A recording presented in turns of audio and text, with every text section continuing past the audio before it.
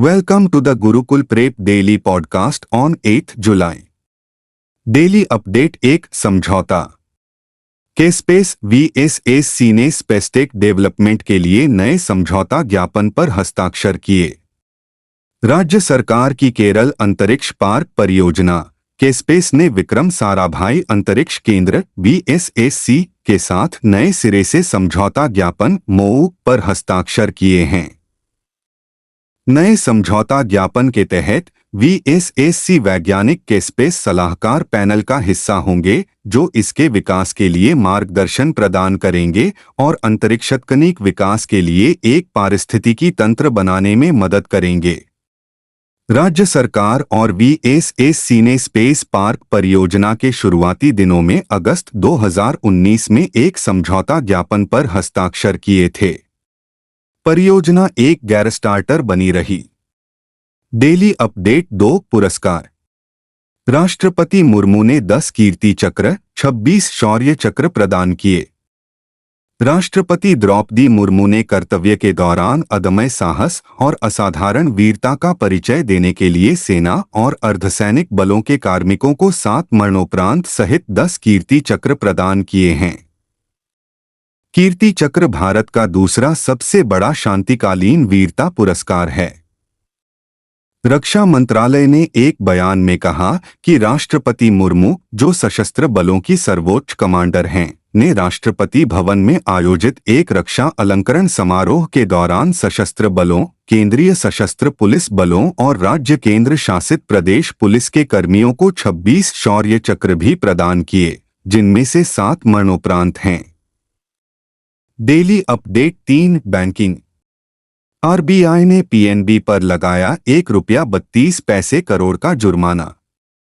भारतीय reserve bank RBI ने Punjab national bank PNB पर ऋण और अग्रिम और अपने ग्राहक को जानो केवाईसी संबंधी मानदंडों का उल्लंघन करने के लिए ₹32 करोड़ का मौद्रिक जुर्माना लगाया है। आरबीआई की प्रेस विज्ञप्ति के अनुसार बैंक ने सब्सिडी, रिफंड या प्रतिपूर्ति के रूप में मिलने वाली राशि के बदले 2 प्रदेश सरकार के स्वामित्व वाले निगमों को कार्यशील पूंजी मांग ऋण स्वीकृत किया। ऋणदाता के पर्यवेक्षी मूल्यांकन ISE 2022 के लिए वैधानिक निरीक्षण 31 मार्च 2022 तक इसकी वित्तीय स्थिति के संदर्भ में आयोजित किया गया था। डेली अपडेट 4 पुस्तकें। मुंबई मध्य रेलवे के महाप्रबंधक रामकरण यादव ने वीरेंद्र ओझा द्वारा पुस्तक विमोचन की शोभा बढ़ाई। मध्य रेलवे के महाप्रबंधक रामकरण यादव ने क्रॉसवर्ड मुंबई में आयकर के प्रधान आयुक्त वीरेंद्र ओझा द्वारा दास्तान और भी है के पुस्तक विमोचन समारोह की शोभा बढ़ाई। वीरेंद्र ओझा भारतीय राजस्व सेवा के एक अधिकारी और वर्तमान में आयकर के प्रधान आयुक्त मुंबई के रूप में तैनात एक शौकिया धावक, शिक्षक और लेखक हैं।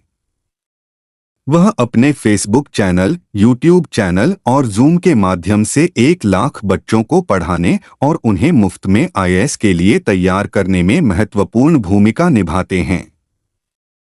उनका एक यूट्यूब चैनल है जिस पर उन्होंने 1700 वीडियो पोस्ट किए हैं। डेली अपडेट 5 रक्षा। भारत का रक्षा उत्पादन 1.27 लाख करोड़ रुपए के सर्वकालिक उच्च स्तर पर पहुंचा। रक्षा मंत्री राजनाथ सिंह ने कहा कि मेक इन इंडिया कार्यक्रम के नए मील के पत्थर पार करने के साथ भारत का वार्षिक रक्षा उत्पादन 2023 से 24 में लगभग 1.27 लाख करोड़ रुपए के रिकॉर्ड उच्च स्तर पर पहुंच गया है। वित्त वर्ष 2022 से 23 में रक्षा उत्पादन का मूल्य 1,08,684 करोड़ रुपए था। उत्साहजनक विकास का स्वागत करते हुए प्रधानमंत्री नरेंद्र मोदी ने कहा, इस उपलब्धि में योगदान देने वाले सभी लोगों को बधाई। हम अपनी क्षमताओं को और बढ़ाने तथा भारत को एक अग्रणी वैश्विक रक्षा विनिर्माण केंद्र के रूप में स्थापित करने के लिए एक सहायक वातावरण तैयार करने के लिए पूरी तरह से प्रतिबद्ध हैं। डेली अपडेट 6 योजनाएं और समितियां। महिला उद्यमिता मंच और ट्रांस यूनियन सिबिल ने महिला उद्यमियों को सशक्त बनाने के लिए SEHER कार्यक्रम शुरू करने के लिए समझौता किया। SEHER महिला उद्यमिता मंच WEP और ट्रांस यूनियन सिबिल द्वारा शुरू किया गया एक क्रेडिट शिक्षा कार्यक्रम भारत में महिला उद्यमियों को वित्तीय साक्षरता सामग्री और व्यावसायिक कौशल के साथ सशक्त बनाएगा, जिससे उन्हें देश की अर्थव्यवस्था में आगे विकास को गति देने और रोजगार पैदा करने के लिए आवश्यक वित्तीय उपकरणों तक पहुंच प्रदान करने में सहायता मिलेगी। महिला उद्यमिता कार्यक्रम WEP नीति आयोग में शुरू किया गया एक सार्वजनिक निजी भागीदारी मंच है और इसका उद्देश्य भारत में महिला उद्यमियों के लिए एक सक्षम पारिस्थितिकी तंत्र बनाना है। डेली अपडेट 7 विज्ञान और प्रौद्योगिकी। बजाज ऑटो ने पेश की दुनिया की पहली CNG bike freedom 125। Bajaj auto ने दुनिया की पहली CNG मोटरसाइकिल फ्रीडम 125 को 95,000 रुपये एक्स शोरूम भारत की शुरुआती कीमत पर लॉन्च किया है। यह मोटरसाइकिल सबसे पहले महाराष्ट्र और गुजरात में उपलब्ध होगी, उसके बाद अन्य स्थानों पर उपलब्ध होगी तथा इसे लाइसेंस प्राप्त बजाज डीलरशिप या कंपनी की आधिकारिक वेबसाइट के माध्यम से बुक किया जा सकता है। CNG संचालित बाइक का अनावरण बजाज ऑटो के प्रबंध निदेशक राजीव बजाज ने पुणे में केंद्रीय सड़क परिवहन और राजमार्ग मंत्री नितिन गडकरी की उपस्थिति में किया। बजाज फ्रीडम 125 एक ट्विन टैंक सेटअप से लैस है, एक पेट्रोल के लिए और दूसरा CNG के लिए। डेली अपडेट 8 खेल। कोलकाता, कोकराझार, जमशेदपुर और शिलांग 133वें डूरंड कप की मेजबानी करेंगे। डूरंड कप एशिया का सबसे पुराना और भारत का सबसे प्रतिष्ठित क्लब आधारित फुटबॉल टूर्नामेंट 2024 में अपने 133वें संस्करण में प्रवेश करने के लिए तैयार है। यह ऐतिहासिक प्रतियोगिता, जो एक सदी से अधिक समय से भारतीय फुटबॉल की आधारशिला रही है, देश भर की सर्वश्रेष्ठ टीमों को एक साथ लाते हुए विकसित और विस्तारित होती जा रही है। इस वर्ष मेजबान शहरों के रूप में 2 नए शहरों जमशेदपुर और शिलांग को जोड़ा गया है। कोलकाता, जो टूर्नामेंट के पिछले 5 वर्षों से मेजबान है, के अलावा असम का कोकराझार लगातार दूसरे साल टूर्नामेंट की मेजबानी करेगा। डेली अपडेट 9 खेल। पेरिस ओलंपिक में 28 सदस्यीय टीम की अगुवाई करेंगे नीरज चोपड़ा।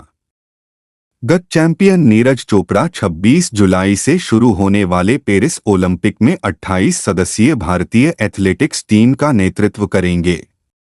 दल में 17 पुरुष और 11 महिला एथलीट शामिल हैं, जिनमें एशियाई खेलों के चैंपियन अविनाश साबले और तेजिंदरपाल सिंह तूर के साथ साथ धाविका ज्योति याराजी जैसे उल्लेखनीय नाम शामिल हैं।